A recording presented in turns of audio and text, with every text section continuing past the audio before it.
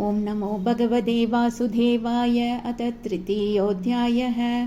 उद्धव उवाच। ततः स आगत्य पुरं स्वपित्रोः चिकीर्षया शम्बलदेव संयुतः निपात्य तुङ्गात् रिपुयूतनाथं हतं व्यकर्षद्व्यसुमोजसोर्व्यां सान्दीपने सकृत्प्रोक्तं ब्रह्मादित्य सविस्तरं तस्मै प्राधात्वरं पुत्रं मृतं पञ्चजनोधरात् समाहुता भीष्मककन्यया ये श्रियः सवर्णेन बुभूषयैषां गान्धर्ववृत्त्या मिषतां स्वभागं जह्रे पदं मूर्ध्नि तदत्सुपर्णः खगोत्मदो अविद्धनसो धमित्वा स्वयंवरेणाग्नजितिम् उवाह तद्भग्नमानान् अभिगृत्यदोज्ञान् जज्ञेक्षदः शस्त्रभृदः स्वशस्त्रैः प्रियं प्रभुर्ग्राम्य इव प्रियाया विदित्सुरार्चद्युधरुं यधर्ते वज्र्याद्रवत्तं सघनो रुषान्तः क्रीडामृगो नूनमयं वधूनां सुतं हृदेकं वपुषा ग्रसन्तं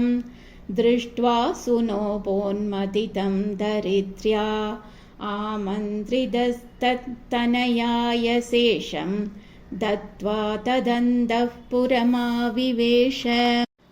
तत्राहृदास्ता नरदेवकन्याः कुजेन दृष्ट्वा हरिमार्थबन्धुम् उत्थाय सद्यो जगृहुः प्रहर्षव्रीडानुरागप्रहितावलोकैः आसां मुहूर्त एकस्मिन्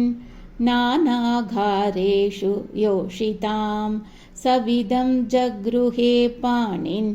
अनुरूपस्वमायया तास्वपत्यानि अजनयद् आत्मतुल्यानि सर्वतः एकैकस्यां दश दश प्रकृतेर्विबुभूषया कालमागधसाल्वादीन् अनीकैरुन्दधः पुरम् अजीघनत् स्वयं दिव्यं स्वपुंसां तेज आदिशत् शम्बरं द्विविधं बाणं मुरं बल्वलमेव च अन्याञ्च दन्तवक्त्रादीन् अवधीत् कांशक् घातयत् अथ ते भ्रातृपुत्राणां पक्षयोः पतितान् नृपान् चचाल भूः कुरुक्षेत्रं येषाम् आपततां बलैः स कर्णदुःशासनसौभलानां कुमन्त्रपाकेन हतः श्रियायुषं सुयोधनं सानुचरं शयानं भग्नोरुम् उर्व्यां न ननन्द पश्यन् कियान् भुवोऽयं क्षुभिधोरुभारो यद्द्रोणभीष्मार्जुनभीममूलैः अष्टादश अक्षौहिणिको मदंशैः आस्ते बलं दुर्विषहं यधूनां मितो यतैषां भविता विवादो मत्वा मदाताम्रविलोचनानां नैषां वधोपाय इयानतोऽन्यो मय्युद्यते अन्तर्दधते स्वयं स्म एवं सञ्चिन्त्य भगवान् स्वराज्ये स्थाप्य धर्मजं नन्दयामास सुहृदः साधूनां वर्त्मदर्शयन् उत्तरायां धृतः पूरोर्वंशः साधु अभिमन्युना स वै द्रौण्यस्त्रसञ्चिन्नः पुनर्भगवता धृतः अयाजयत् धर्मसुतं अश्वमेधैस्त्रिभिर्विभुः सोऽपि क्ष्मामनुजैरक्षन् रेमे कृष्णमनुव्रतः भगवानपि विश्वात्मा लोकवेदपदानुगः कामान् शिशेवेद्वार्वत्याम् असक्तः साङ्ख्यमास्थितः स्निग्धस्मितावलोकेन वाचा पीयूषकल्पया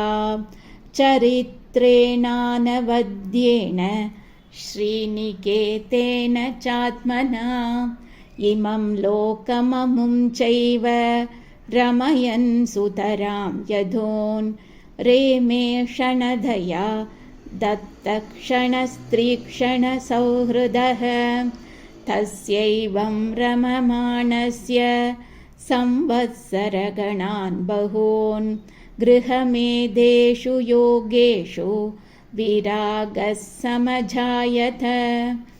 दैवादीनेषु कामेषु दैवादीनः स्वयं पुमान् को विस्रम्भेद योगेन योगेश्वरम् अनुव्रतः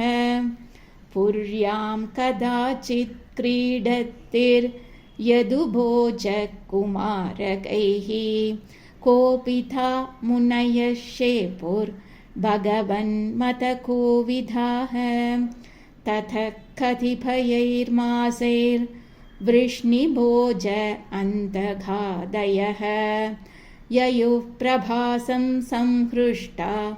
रथैर्देवविमोहिताः तत्र स्नात्वा पितॄन् देवान् ऋषीं चैव तदम्बसा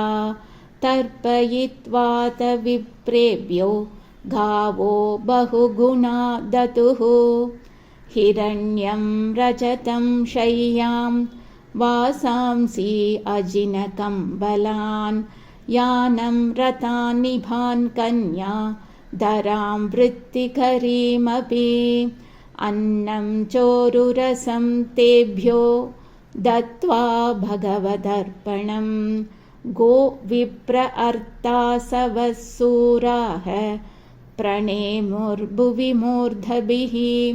श्रीहरये नमः श्रीहरये नमः श्रीहरये नमः।